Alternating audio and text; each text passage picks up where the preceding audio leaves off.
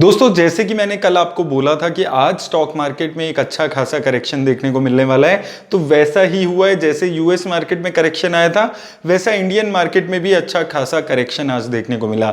Nifty अगर आप देखेंगे तो 1 से 1.25% के आसपास करेक्ट हुआ था, 1 से 1.25% के आसपास करेक्ट हुआ था। लेकिन अगर आप ब्रॉडर इंडेक्सेस में देखेंगे, निफ्टी नेक्स्ट 50 देखेंगे, लगभग 2% के आसपास करेक्शन देखने को मिली।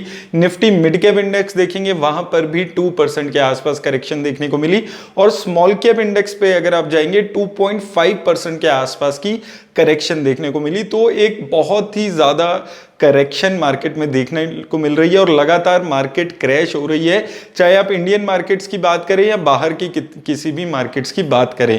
अब ऐसा क्यों हो रहा है और आगे आपको क्या करना चाहिए, क्या आपको इससे डरने घबराने की जरूरत है या नहीं है, इस बारे में हम बात करने वाले हैं। तो दोस्तों ऐसा क्यों हो रहा है उसके लिए मैं एक ट्वीट आपको दिखाना चाहता हूं जो आरबीआई के पहले गवर्नर रह चुके हैं रघुराम राजन जी का।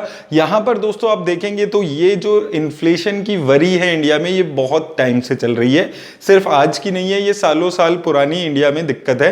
क्योंकि इंडिया में ऑलरेडी इन्फ्लेशन बहुत ज्यादा रहता है, हमेशा से महंगाई एक ऐसी चीज रही है जो इंडिया में बहुत बड़ा डिस्कशन का मुद्दा रहा है। और वही चीज अभी देखने को मिल रही है कि महंगाई बहुत ज्यादा बढ़ रही है। अब काफी सारे लोगों का कल कमेंट बॉक्स में कमेंट आ रहा था कि महंगाई बढ़ने से स्टॉक मार्केट पे कैसे असर आता है, वो उनको क्लियर नहीं हो पा रहा है।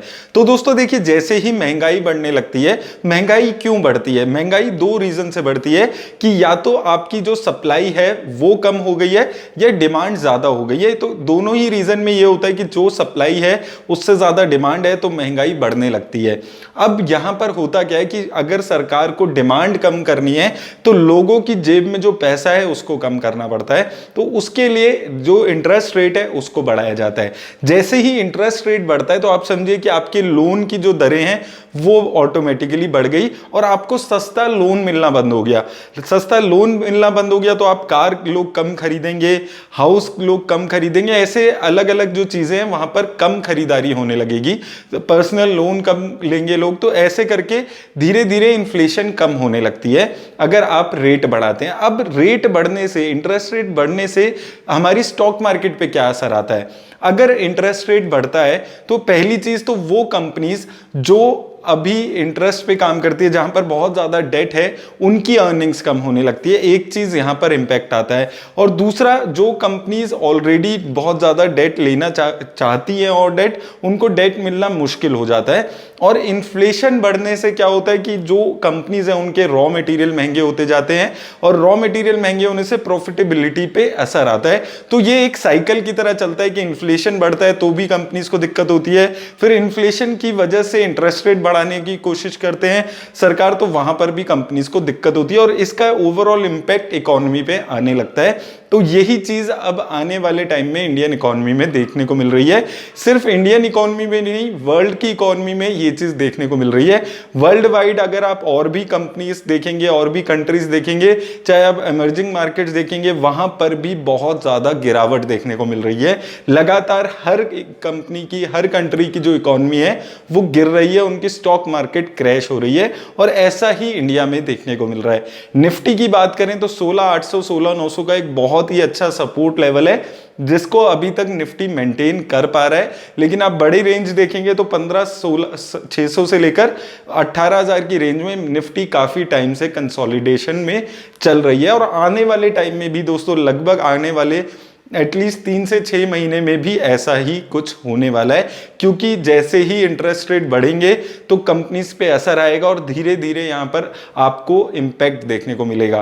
क्योंकि जैसे ही इंटरेस्ट रेट बढ़ते हैं तो आप ये सोचिए कि जो रिस्क फ्री पैसा कमाने का आपका तरीका है वो आसान हो जाता है। जैसे ही इंटरेस्ट रेट बढ़ेंगे आपके एफडी के रेट बढ़ जाएंगे, जो आपके और गवर्नमेंट की जितने भी इंस्ट्रूमेंट्स हैं जैसे कि आरबीआई बॉन्ड्स, पीपीएफ, इनके इंटरेस्ट रेट भी बढ़ जाएंगे। तो कुछ लोग जो बहुत ज्यादा रिस्क नहीं लेना चाहते वो स्टॉक मार्केट से पैसा निकालना शुरू कर देते हैं और वो ऐसे सेफर इंस्ट्रूमेंट्स में पैसा डालना शुरू कर देते हैं, तो स्टॉक मार्केट से पैसा निकल जाता है। तो ये भी एक बड़ा रीजन रहता है जिसकी वजह से इंटरेस्ट रेट बढ़ने से स्टॉक मार्केट पे इंपैक्ट आता है। तो उम्मीद करता हूं आप लोगों को ये चीज क्लियर हो गई होगी कि इन्फ्लेशन की वजह से, इंटरेस्ट रेट बढ़ने की वजह से क्यों स्टॉक मार्केट पे इंपैक्ट आता है।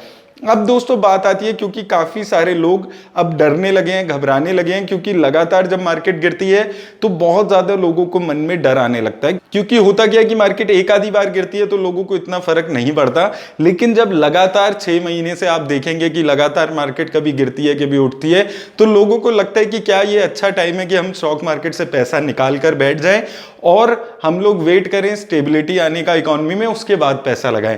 तो दोस्तों देखिए, ये चीज मैं आपको हमेशा बोलता हूं कि मार्केट में आपको हमेशा सतर्क रहने की जरूरत है, लेकिन डरने की जरूरत नहीं है। और अगर आपको उस डर से बचना है तो आपको अपनी डाइवर्सिफिकेशन एसेट की रखनी बहुत जरूरी है, जो कि मैं आपको हमेशा बोलते हुए आता हूं। तो डाइवर्सिफाई रहिए, कुछ पैसा इक्विटी में, कुछ पैसा कैश में और कुछ पैसा डेट में लगाकर चलिए। सारा पैसा इक्विटी में किसी भी पॉइंट ऑफ टाइम पे नहीं लगाना है आपको। और ये चीज आपको याद रखनी है कि 2022 आपका कमाने का टाइम नहीं है, कमाने से ज्यादा सीखने का टाइम आपको यहां पर मिलने वाला है। तो कोशिश करिए इस 2022 में जो ये आपको टाइम मिल रहा है इसमें आप सीख पाएं, क्योंकि कमाने का बहुत ज्यादा स्कोप इस साल नहीं है। मैं बार बार आपको बोल रहा हूं, चाहे मार्केट 16,900 जाती है तब भी बहुत ज्यादा पैसा लगाने की जरूरत नहीं है, और चाहे मार्केट 18,000 जाती है तो भी पैसा लगाने की जरूरत नहीं है। ये साल आपको बहुत सारी अपॉर्चुनिटीज देगा इन्वेस्टमेंट करने की और पैसा कमाने की, लेकिन उसके लिए आपको पेशेंस रखने पड़ेंगे। किसी भी पॉइंट ऑफ टाइम पे लमसम करने के बारे में आपको नहीं सोचना है और घबराने की जरूरत नहीं है। स्टॉक मार्केट ऐसा ही चलता है, क्योंकि ये मेरा खुद का एक्सपीरियंस है। आज मैं इतना कॉन्फिडेंट रहता हूं स्टॉक मार्केट में क्योंकि मैंने 2020 का फॉल भी देख लिया स्टॉक मार्केट का।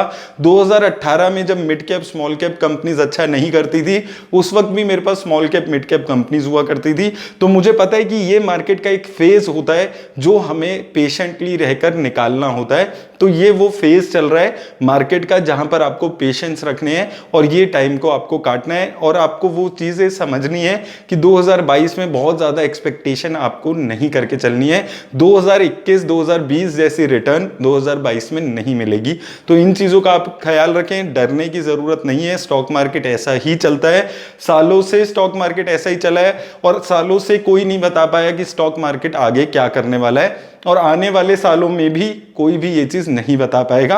तो आप पेशेंटली थोड़ा थोड़ा पैसा अपने रिस्क प्रोफाइल के हिसाब से, एसेट एलोकेशन के हिसाब से डाइवर्सिफाई करके चलें और अच्छी गुड क्वालिटी कंपनीज में पैसा लगाने के बारे में सोचें। एक्यूमुलेट करें इस साल को उस अच्छी कंपनीज में जहां पर सालों साल आपको मौके नहीं मिलते थे ऐसी अच्छी कंपनीज में इन्वेस्टमेंट करने का। मेरी तरफ से दोस्तों बस इतना ही, धन्यवाद।